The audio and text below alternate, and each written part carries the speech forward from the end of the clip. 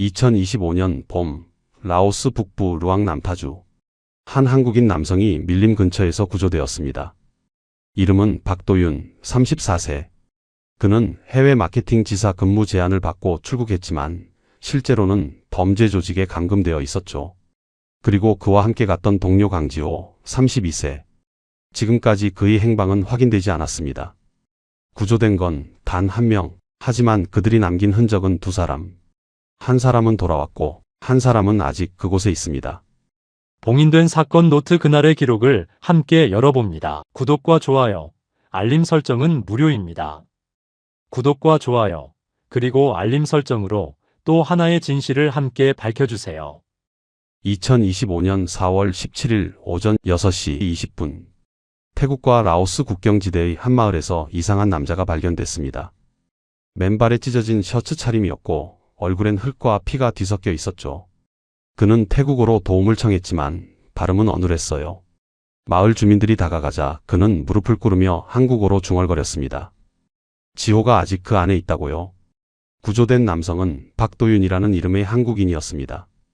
서울에 사는 가족에게 연락이 닿았고 그의 어머니는 아들이 2달 전 라오스로 출장을 갔다가 연락이 끊겼다고 진술했어요. 출장이라고 했지만 정확히 어떤 일을 하러 간 건지는 가족도 몰랐습니다.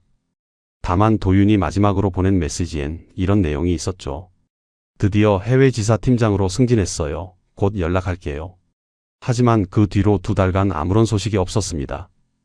가족은 실종 신고를 냈고 외교부는 라오스 현지 경찰에 수색을 요청했지만 진전은 없었어요. 그러던 중 박도윤이 태국 국경에서 발견된 겁니다. 그의 몸 상태는 심각했어요. 체중은 출국 당시보다 12kg이나 빠져 있었고 손목과 발목엔 쇠사슬에 묶인 자국이 선명했습니다. 오른쪽 팔뚝에는 감염된 상처가 골마 있었고 발바닥엔 유리 파편이 박힌 채로 굳어 있었죠. 병원으로 옮겨진 그는 탈진과 영양실조 진단을 받았고 정신적 충격으로 인해 제대로 된 진술조차 어려운 상태였습니다. 닷새 뒤 도윤은 비로소 입을 열었습니다. 그가 한 말은 충격적이었어요. 자신은 라오스의 한 리조트에 감금되어 있었다고요.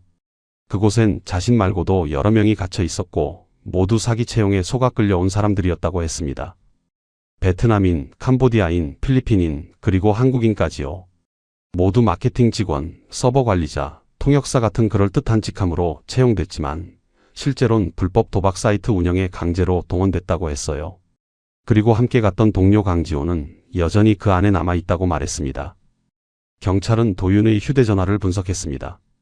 그 안엔 골든 트라이앵글 리조트 근무계약서라는 제목의 문서 파일이 남아있었어요.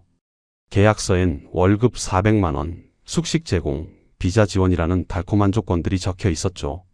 심지어 계약서 하단엔 라오스 노동부 인증이라는 도장까지 찍혀 있었습니다. 하지만 회사명은 들어본 적 없는 곳이었고 사업자 등록번호도 확인되지 않았어요. 인증 도장 역시 위조된 것으로 밝혀졌죠. 이건 명백한 위장 채용이었습니다. 라오스 현지 경찰은 도윤이 지목한 리조트 주변을 수색했습니다. 그곳에서 발견된 건 한국어가 인쇄된 명함 수십 장이었어요. KR 마케팅이라는 로고가 찍힌 명함들이었죠. 명함 뒷면엔 손글씨로 휴대전화 번호와 메신저 아이디가 적혀 있었고 일부는 피가 묻어 있었습니다. 현지 주민들은 그 리조트에서 밤마다 총성과 비명소리가 들렸다고 증언했어요. 한 주민은 3달 전부터 그 소리가 시작됐다고 했고 또 다른 주민은 새벽마다 검은 차량이 드나들었다고 말했습니다. 하지만 경찰이 도착했을 땐 이미 리조트는 텅 비어 있었어요. 가구도 서류도 사람도 모두 사라진 채였죠. 다만 바닥엔 쇠사슬과 자물쇠 그리고 불에 탄 노트북 잔해만이 남아 있었습니다. 국제노동기구는 이 사건을 강제노동 의심 사례로 분류하고 라오스 정부에 공식 보고서를 제출했습니다. 보고서엔 인신매매와 노동 착취, 불법 감금 정황이 명확하다는 내용이 담겼어요. 하지만 라오스 당국은 내부 조사 중이라는 말만 되풀이했을 뿐입니다. 구체적인 수사 일정도 용의자 체포 소식도 들리지 않았죠. 그 사이 박도윤은 한국으로 돌아왔고 인천공항에 모여든 기자들 앞에서 이렇게 말했습니다. 지호의 마지막 흔적을 찾고 싶다고요. 그의 목소리는 떨리고 있었고 눈엔 눈물이 고여 있었습니다. 그날 밤 도윤은 병원 침대에 누워 천장을 바라봤습니다. 그의 머릿속엔 여전히 그 리조트의 쇠창살과 어둠, 그리고 지호의 마지막 말이 맴돌고 있었어요. 박도윤과 강지호는 서울의 한 중소 마케팅 대행사에서 함께 일하던 동료였습니다. 도윤은 기획팀 과장이었고 지호는 디자인팀 대리였죠. 두 사람은 회사 분위기가 좋지 않았어요. 실적 압박은 심했고 월급은 늘 밀렸으며 퇴사자가 속출하던 시기였습니다. 그러던 2025년 2월 초 도윤의 이메일로 한 통의 제안서가 날아왔어요. 제목은 라오스 현지 지사 오픈 프로젝트 팀장 채용이었습니다. 발신자는 글로벌 마케팅 솔루션이라는 회사였고 본사는 싱가포르에 있다고 적혀 있었죠. 제안 내용은 구체적이었어요. 라오스 BNT 안에 새로 설립되는 한국어권 마케팅 지사의 총괄 책임자로 근무하며 월급은 세후 450만 원의 숙소와 차량이 제공된다는 조건이었습니다. 계약 기간은 1년이었고 3개월 후 성과에 따라 정규직 전환도 가능하다고 했어요. 도윤에겐 솔깃한 제안이었죠. 이틀 뒤 도윤은 화상 면접을 받습니다. 면접관은 중국계로 보이는 남성이었고 한국어를 유창하게 구사했어요. 그는 회사의 비전과 해외 진출 계획을 자세히 설명했고 도윤의 경력을 칭찬하며 즉시 합격 통보를 했습니다. 단 조건이 하나 있었어요. 현지 업무 특성상 2명이 한 팀으로 근무해야 하니 믿을 만한 동료 1명을 추천해달라는 거였죠. 도윤은 고민 끝에 강지호를 떠올렸습니다. 지호 역시 회사에 불만이 많았고 해외 근무 경험을 원하던 참이었거든요. 2025년 2월 14일 도윤과 지호는 함께 면접을 보고 둘 다 합격했습니다. 회사 측은 출국 준비를 서두르라고 했어요. 비자는 회사에서 처리해주고 항공권도 발권해준다며 여권 사본과 증명사진만 보내라고 했죠. 도윤과 지호는 회사를 그만뒀고 가족들에게 좋은 기회를 잡았다고 말했습니다. 하지만 그들은 몰랐어요. 이 모든 게 정교하게 짜인 함정이었다는 걸요. 2025년 2월 23일 오후 3시 인천공항. 도윤과 지호는 방콕행 비행기에 올랐습니다. 방콕에서 라오스 루앙남타주로 가는 국내선으로 환승한다는 계획이었죠.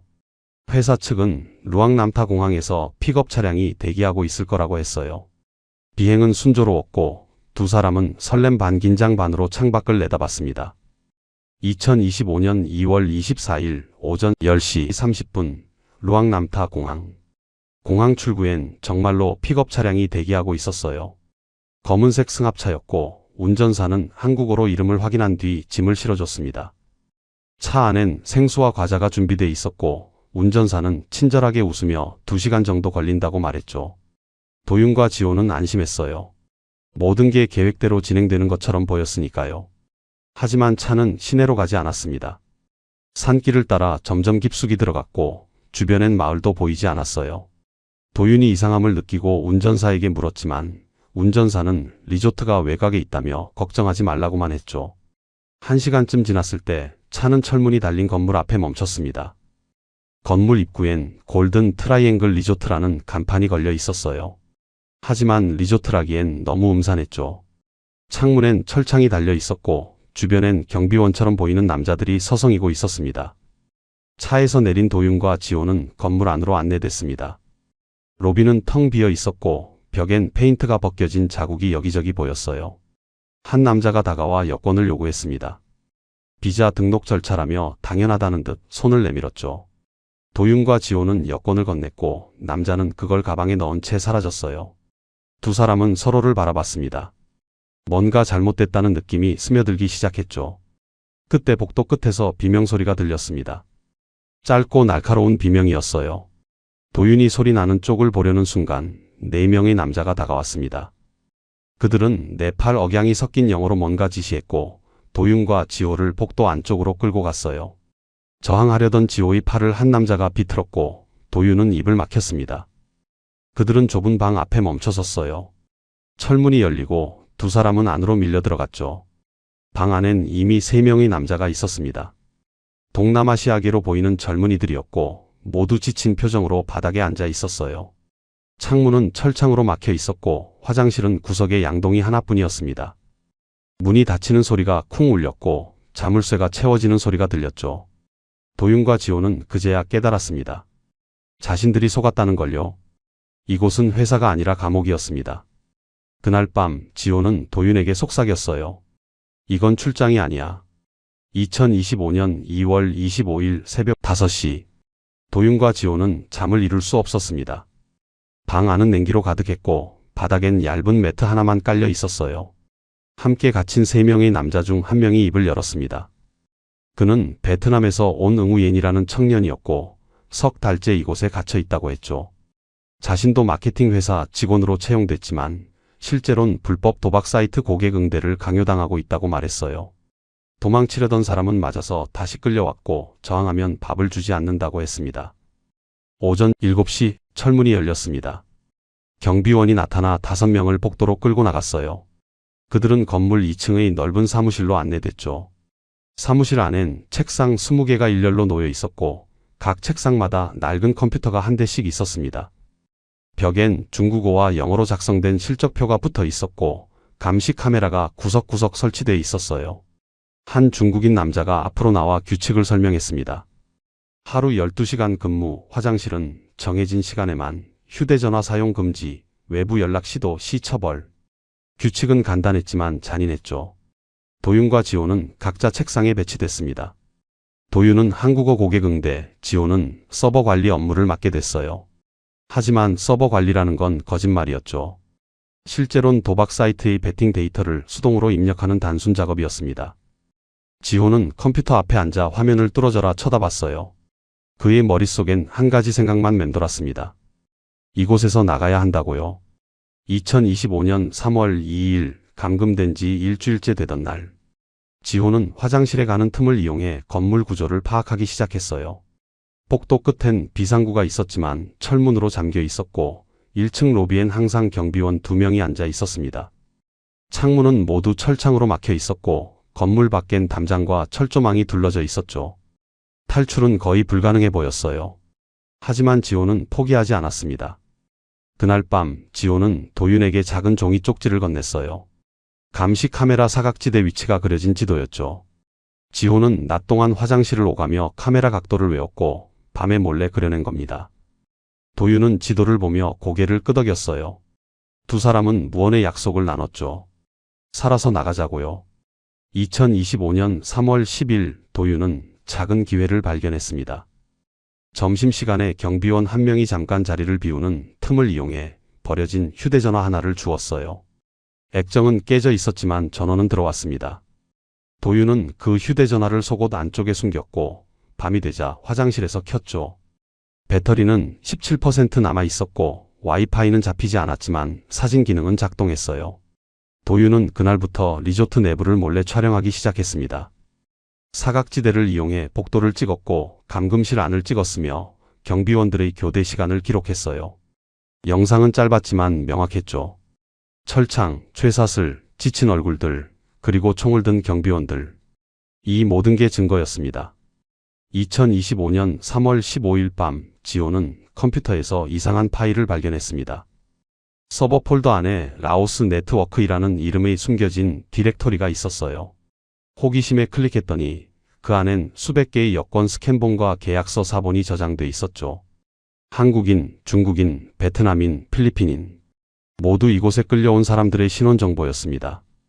지호는 재빨리 빈 USB 하나를 찾아 파일을 복사했어요. 용량은 8GB였고 복사하는데 3분이 걸렸습니다. 그 3분이 영원처럼 느껴졌죠. 복사가 끝나자 지호는 USB를 양말 속에 숨겼습니다. 하지만 그날 밤 감시 시스템에 이상 신호가 감지됐어요. 누군가 서버에 무단 접근했다는 경고였죠. 다음 날 아침 경비원들이 사무실로 몰려왔습니다. 그들은 한 명씩 컴퓨터 기록을 확인했고 지호의 작업 내역에서 의심스러운 접속 기록을 발견했어요. 지호는 끌려나갔습니다. 2025년 3월 16일 오후 11시 17분. 도윤은 복도 끝 화장실에 숨어 휴대전화로 밖을 촬영하고 있었어요. 그때 비상구 쪽에서 불빛이 깜빡이는 걸 봤습니다. 서버실이 있는 비동이었죠. 불이 꺼졌다가 10분 뒤 다시 켜졌어요. 도윤은 불안한 예감이 들었습니다. 지호가 그곳에 있을 거라는 직감이었죠. 다음 날 아침 지호는 사무실에 나타나지 않았습니다. 도윤은 경비원에게 물었지만 그들은 아무 대답도 하지 않았어요. 점심시간에 도윤은 몰래 비동 쪽으로 가봤습니다.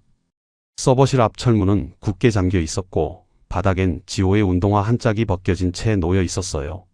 도윤은 그 신발을 보며 온몸이 얼어붙는 걸 느꼈습니다. 그날 밤 복도 끝에서 총소리가 들렸습니다. 세 발의 총성이었어요. 도윤은 이불을 뒤집어 쓴 채 귀를 막았지만 소리는 선명했죠. 다음 날부터 리조트의 경비는 2배로 강화됐습니다. 네팔 용병들은 총을 들고 복도를 순찰했고 감시 카메라가 추가로 설치됐어요. 모든 감금자에 대한 통제가 한층 더 강화된 겁니다. 도윤은 그날 밤 화장실에서 휴대전화를 꺼내 마지막 영상을 녹화했습니다. 그의 떨리는 목소리가 녹음됐어요. 지호가 사라졌다고, 자신도 곧 죽을지 모른다고요. 2025년 4월 20일 서울 강남구 한 정신과 병원. 귀국한 지 사흘째 박도윤은 병원 침대에 누워 천장만 바라봤습니다. 의사는 그에게 급성 스트레스 장애 진단을 내렸어요. 수면 중 비명을 지르고 깨어나서도 식은땀을 흘리며 떨었죠. 간호사가 다가가면 움찔했고 창문 밖 소리에도 깜짝 놀라곤 했습니다. 그의 몸은 한국에 있었지만 정신은 여전히 라오스 밀림 속 그 리조트에 갇혀 있었어요. 경찰은 도윤의 진술을 받기 위해 매일 찾아왔습니다. 하지만 그의 기억은 명확하지 않았어요. 어떤 날은 지호가 자신을 밀어서 탈출할 수 있었다고 말했고 어떤 날은 지호가 총에 맞는 걸 봤다고 진술했죠. 날짜도 뒤섞였습니다. 3월 16일에 지호가 끌려갔다고 했다가 다시 물으면 3월 18일이라고 정정했어요. 심지어 탈출한 날짜조차 정확히 기억하지 못했습니다. 경찰은 진술서를 작성하면서 여러 번 고개를 갸웃거렸죠. 2025년 4월 25일 도윤은 트라우마 치료를 시작했습니다. 담당 정신과 의사는 그에게 그림을 그려보라고 권했어요. 기억나는 장면을 자유롭게 표현해보라고요. 도윤은 크레파스를 들고 종이 위에 무언가를 그리기 시작했습니다. 첫 번째 그림엔 쇠창살이 그려져 있었어요. 두 번째 그림엔 창살 너머로 손이 뻗어 나오는 모습이었죠.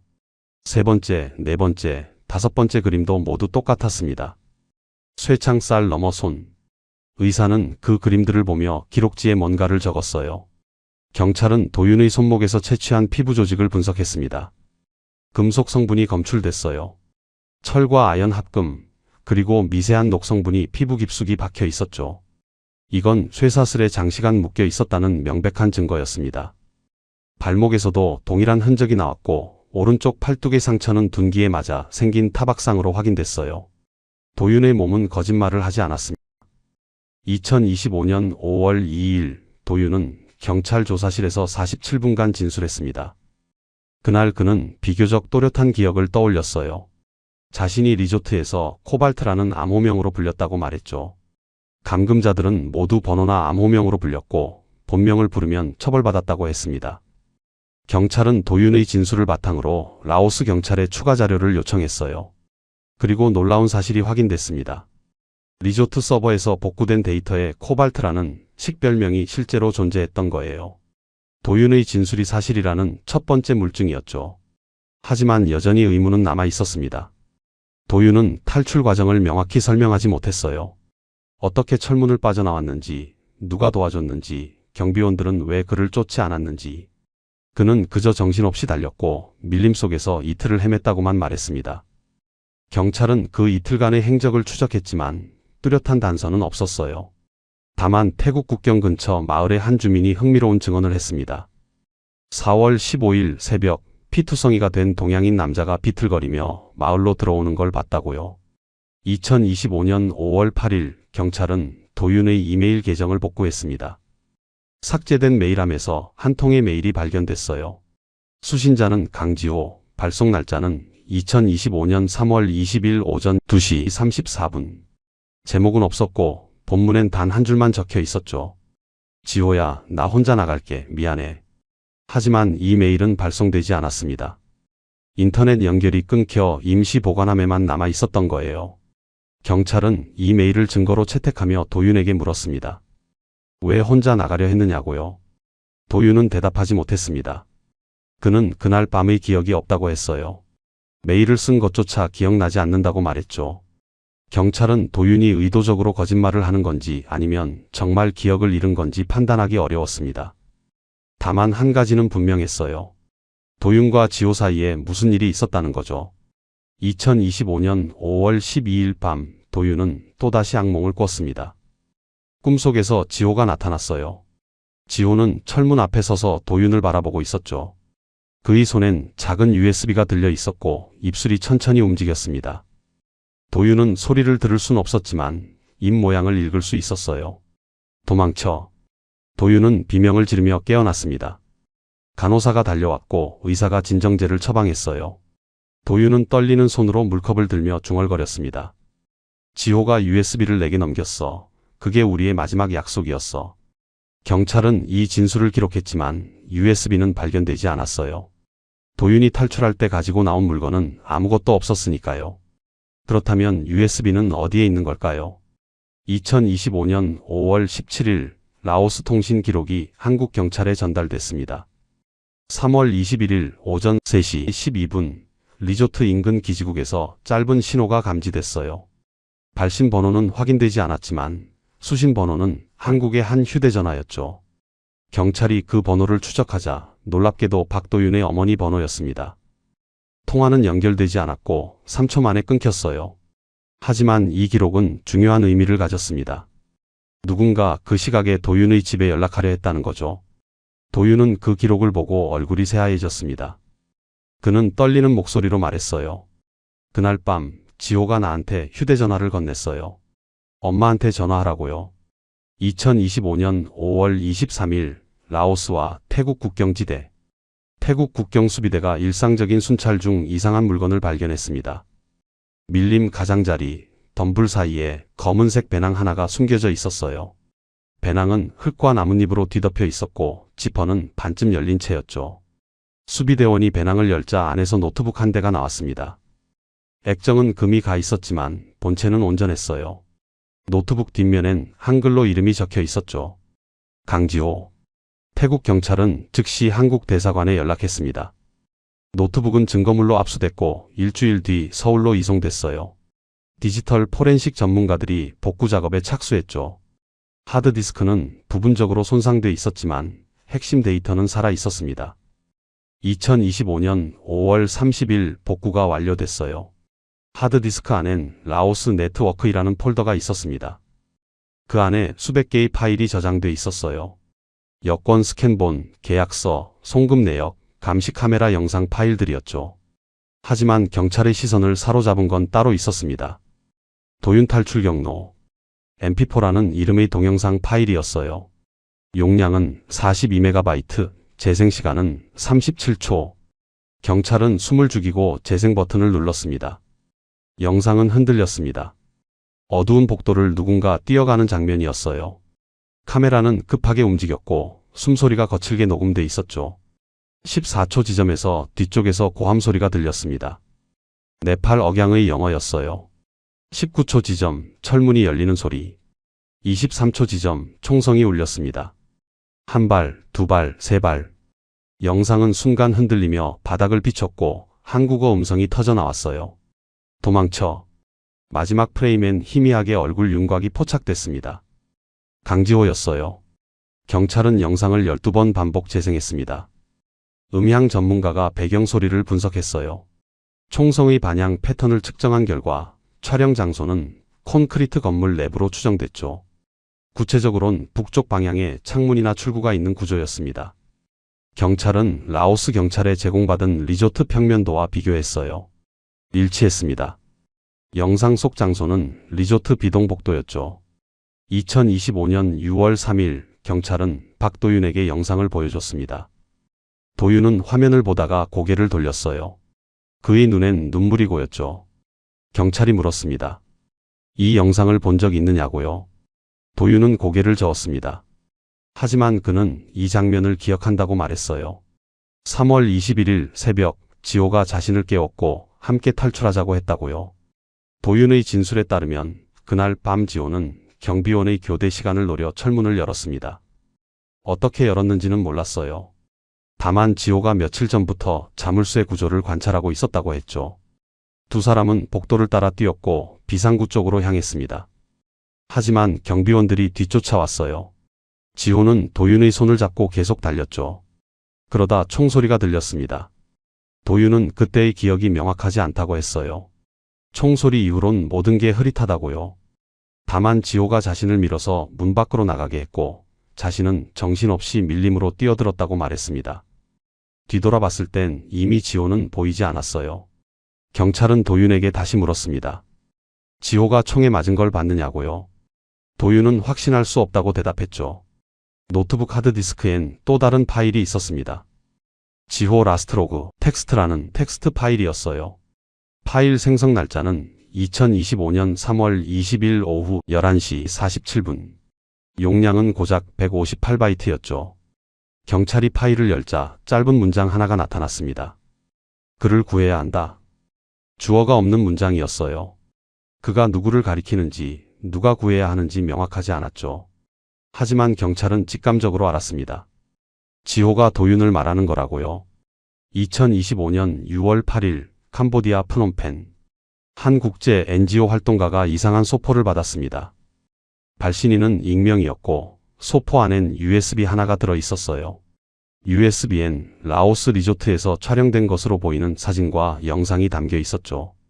감금실 내부, 경비원들, 그리고 감금자들의 얼굴이 선명하게 찍혀 있었습니다. NGO는 즉시 국제경찰기구에 자료를 넘겼어요. 한국 경찰은 USB 파일과 지호의 노트북 데이터를 대조했습니다. 일치하는 파일이 여러 개 있었어요. 이건 지호가 복사한 자료의 사본이 분명했죠. 그렇다면 누가 이 USB를 캄보디아로 보낸 걸까요?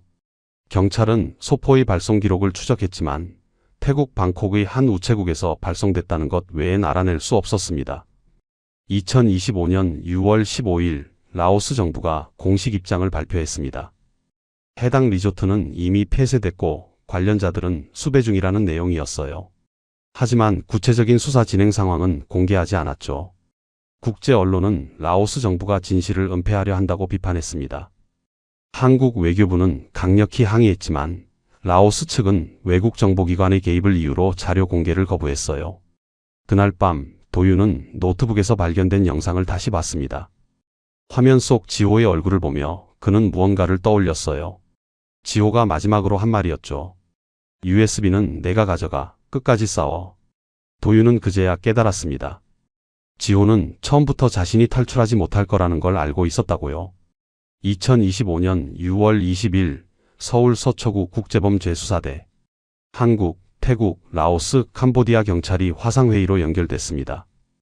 회의 주제는 골든 트라이앵글 인신매매 조직 소탕작전이었어요. 각국에서 제공한 자료를 종합한 결과 충격적인 사실이 드러났죠. 라오스의 리조트는 단 하나가 아니었습니다. 미얀마, 캄보디아, 태국 국경지대에 최소 6곳의 유사시설이 운영되고 있었어요. 모두 같은 조직이 운영하는 네트워크였죠. 태국 경찰은 방콕 외곽에서 체포된 네팔인 용병 한 명을 조사했습니다. 그의 이름은 라젠드라 37세였어요. 그는 네팔 내전 당시 게릴라 부대 출신이었고 제대 후 동남아시아 각지에서 경호 용역으로 일했죠. 2024년 10월부터 라오스 리조트에서 경비 업무를 맡았다고 진술했습니다. 월급은 현금으로 받았고 고용주는 중국계 남자였다고 했어요. 라젠드라는 자신도 피해자라고 주장했지만 경찰은 공범으로 기소했죠. 2025년 6월 28일 라젠드라가 폭탄 발언을 했습니다. 조사실에서 그는 한국인 2명을 기억한다고 말했어요. 한 명은 말랐고 한 명은 키가 컸다고요. 키 큰 남자가 탈출을 시도했고 자신이 그를 쫓았다고 진술했습니다. 경찰이 강지호의 사진을 보여주자 라젠드라는 고개를 끄덕였어요. 맞다, 이 남자였다고요. 경찰이 물었습니다. 그를 쫓아서 어떻게 됐느냐고요. 라젠드라는 잠시 망설이다 입을 열었습니다. 자신은 총을 쏘지 않았다고 다른 경비원이 쏜 거라고 말했어요. 그리고 덧붙였죠. 그 남자는 쓰러지지 않았다, 계속 뛰었다고요. 경찰은 라젠드라의 진술을 녹취했습니다. 강지호가 총에 맞고도 도망쳤다는 증언이었죠. 2025년 7월 3일 태국 경찰은 라젠드라를 이송하던 중 사고를 당했습니다. 호송 차량이 방콕 외곽도로에서 트럭과 충돌한 거예요.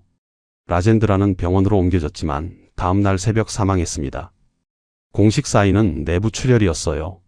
하지만 담당 형사는 의문을 제기했죠. 호송 차량 사고 당시 트럭 운전사는 현장에서 도주했고 차량 번호판은 위조된 것으로 밝혀졌습니다. 이건 단순 사고가 아니었어요. 라젠드라의 죽음 이후 다른 용병들은 입을 다물었습니다. 캄보디아에서 체포된 2명도 미얀마에서 검거된 1명도 진술을 거부했어요. 변호사 선임을 요구하며 침묵권을 행사했죠. 국제수사는 벽에 부딪혔습니다.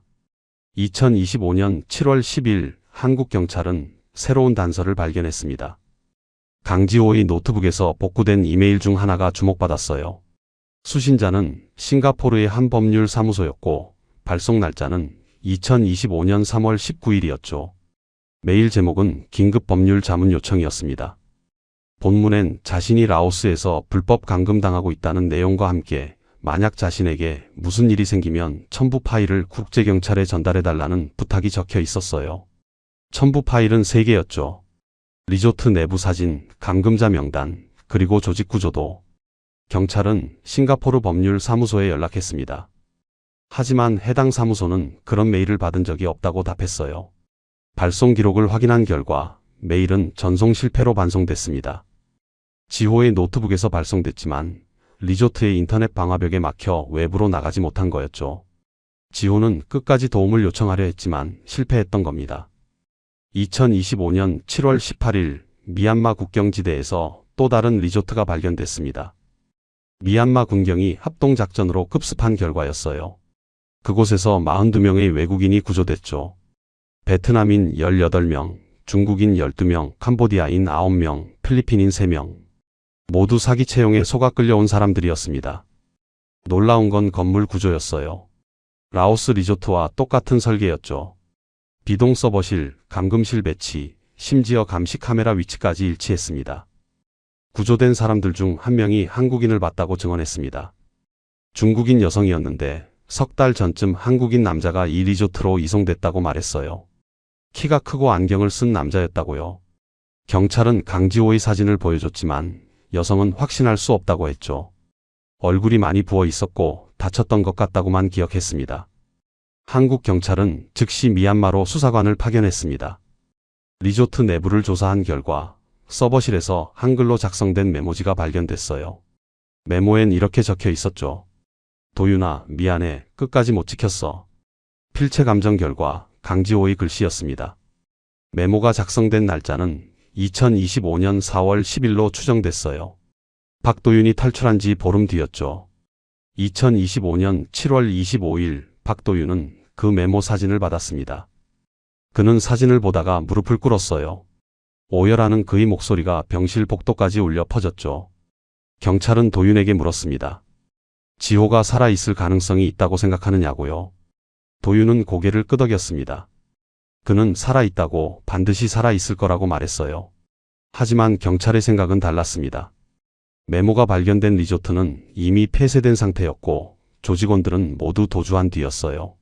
만약 지호가 그곳에 있었다면 조직이 철수할 때 그를 어떻게 처리했을지는 뻔했죠. 경찰은 최악의 시나리오를 염두에 두고 수사를 이어갔습니다. 2025년 8월 1일 국제형사경찰기구가 공식 성명을 발표했습니다. 골든 트라이앵글 인신매매 조직에 대한 국제 공조 수사가 본격화된다는 내용이었어요. 중국, 태국, 라오스, 미얀마, 캄보디아 경찰이 모두 참여하는 대규모 작전이었죠.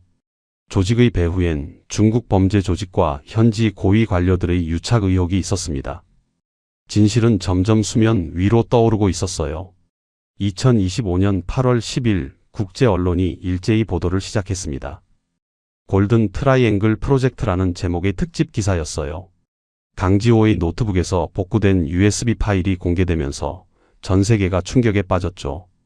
감금실 내부 사진, 폭행당하는 피해자들, 그리고 조직원들의 얼굴이 선명하게 담긴 영상들. 이 모든 자료가 동시다발적으로 언론에 유출된 겁니다. 누가 유출했는지는 알 수 없었지만 효과는 즉각적이었어요. 국제사회는 라오스 정부를 강력히 압박했습니다. UN 인권이사회는 긴급회의를 소집했고 미국 국무부는 라오스에 대한 제재 검토를 발표했어요. 라오스 정부는 더 이상 침묵할 수 없었죠. 8월 12일 라오스 내무부 장관이 기자회견을 열었습니다. 그는 일부 지방 공무원들이 조직과 결탁했음을 시인했어요. 뇌물을 받고 사업 허가를 내줬고 단속을 방해했다고 인정했죠. 하지만 수사는 다시 벽에 부딪혔습니다. 조직의 핵심 인물들은 이미 국경을 넘어 도주한 뒤였어요. 중국 남부 지역으로 달아난 것으로 추정됐지만 중국 당국은 협조에 소극적이었죠. 국제 공조 수사는 정치적 이해관계에 발목이 잡혔습니다. 2025년 8월 18일 태국 치앙라이주에서 새로운 발견이 있었습니다. 한 등산객이 밀림 속 폐건물을 발견하고 경찰에 신고한 거예요. 경찰이 도착했을 때 그곳은 불에 탄 콘크리트 잔해만 남아 있었죠. 건물은 최근에 소각된 것으로 보였어요. 화재 감식 결과 인위적으로 기름을 뿌리고 불을 지른 흔적이 발견됐습니다. 조직이 증거를 인멸하기 위해 건물을 태운 거였죠. 경찰은 잔해 더미를 샅샅이 뒤졌습니다. 그러던 중 지하실 입구가 발견됐어요. 지하실은 불에 타지 않았고 철문으로 봉쇄돼 있었죠. 문을 열자 좁은 공간이 나타났습니다. 그곳엔 쇠사슬과 수갑, 그리고 피 묻은 옷가지들이 흩어져 있었어요. 벽면엔 손톱으로 긁은 자국이 가득했고 바닥엔 한글로 쓰인 낙서가 있었습니다. 2025년 4월. 날짜만 적혀 있었죠. 구석진 곳에서 작은 물건 하나가 발견됐습니다. USB 메모리였어요. 겉면은 그을렸지만 내부 칩은 손상되지 않았죠. 경찰은 USB를 증거물로 압수해 한국으로 보냈습니다. 2025년 8월 25일 디지털 포렌식 팀이 USB 복구에 성공했습니다. 용량은 8GB, 파일은 총 247개였어요. 강지호의 노트북에 있던 파일과 대부분 일치했지만 한 가지 다른 파일이 있었죠. 음성 녹음 파일이었습니다. 파일명은 마지막 메시지, 재생시간은 1분 32초. 경찰은 파일을 재생했어요. 거친 숨소리가 들렸습니다. 그리고 떨리는 목소리가 흘러나왔죠. 도윤아, 내가 이 녹음을 남길 수 있을지 모르겠지만 혹시라도 내가 듣게 된다면 알아줬으면 해. 내가 탈출할 수 있었던 건 내 잘못이 아니야. 내가 선택한 거야. 우리 중 한 명은 나가서 이 일을 세상에 알려야 했어. 그게 너였으면 좋겠다고 생각했고 난 내가 살아남길 바랐어. 미안하다고 하지 마. 넌 끝까지 싸워줘. 이 파일들을 세상에 알려줘. 그게 우리가 여기 있었다는 증거니까.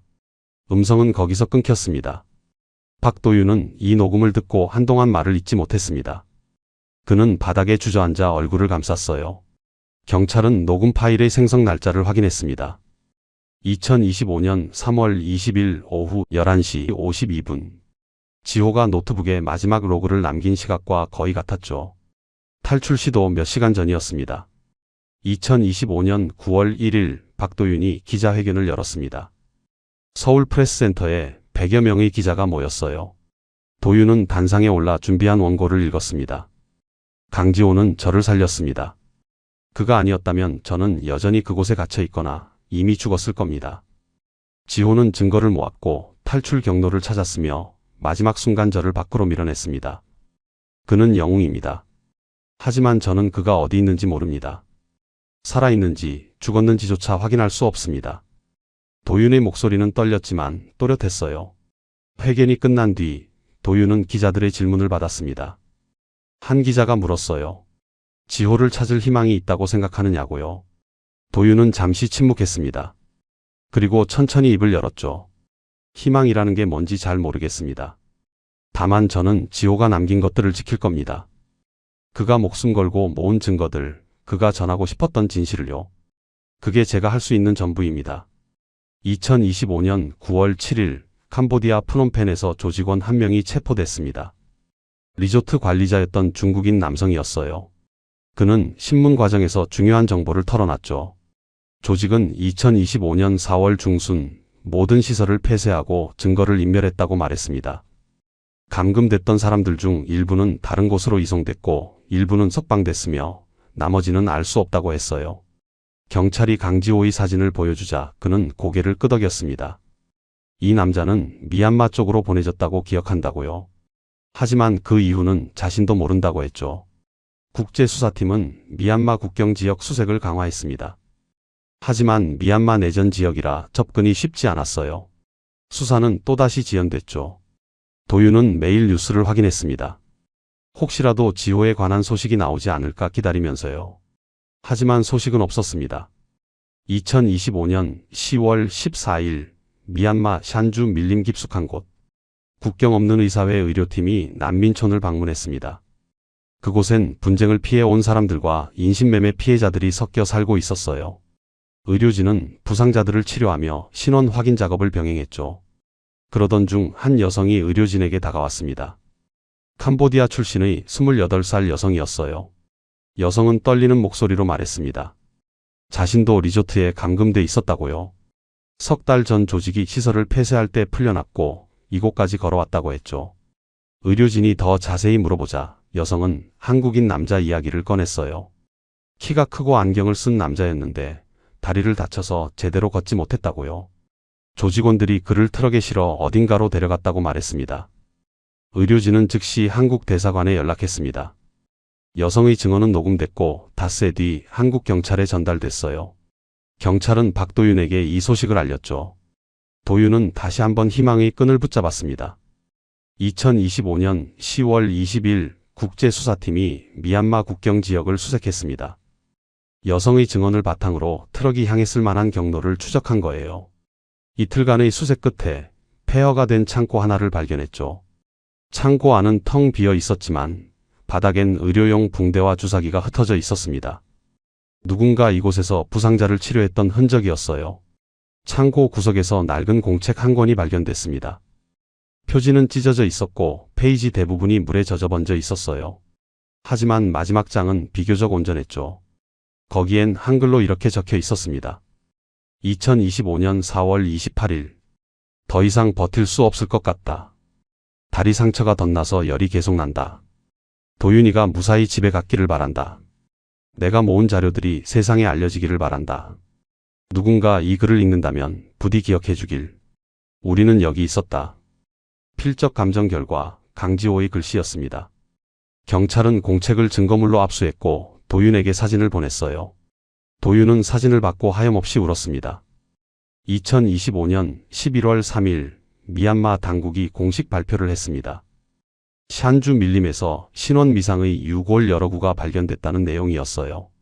안매장된 것으로 추정되는 유골들이었죠. DNA 검사를 위해 샘플이 채취됐고 국제실종자 데이터베이스와 대조 작업이 시작됐습니다. 한국 경찰은 강지호 가족에게 연락했습니다. DNA 대조를 위해 가족의 협조가 필요하다고 설명했어요. 지호의 어머니는 병원에 입원 중이었고 아버지가 샘플을 제공했죠. 결과가 나오기까지는 석 달이 걸린다고 했습니다. 박도윤은 기다림의 시간을 견뎌야 했습니다. 그는 매일 심리치료를 받으며 일상으로 돌아가려 노력했어요. 하지만 밤마다 악몽은 계속됐죠. 꿈속에서 지호는 항상 철창 너머에 서 있었고 도윤을 향해 손을 뻗었습니다. 도윤은 그 손을 잡으려 했지만 매번 닿지 않았어요.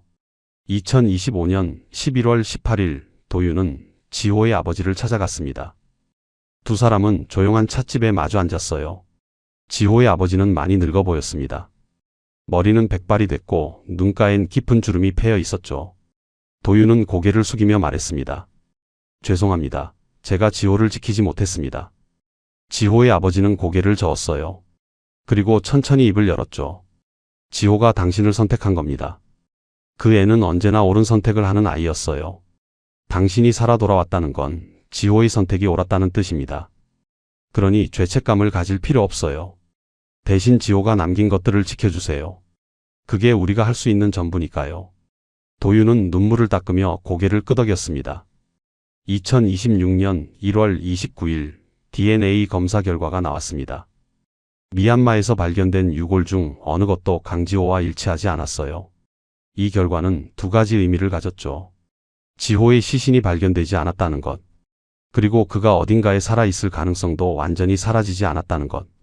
경찰은 수사를 계속하겠다고 밝혔지만 실질적인 진전은 없었습니다. 조직의 핵심 인물들은 여전히 도주 중이었고 증거는 대부분 인멸된 상태였죠.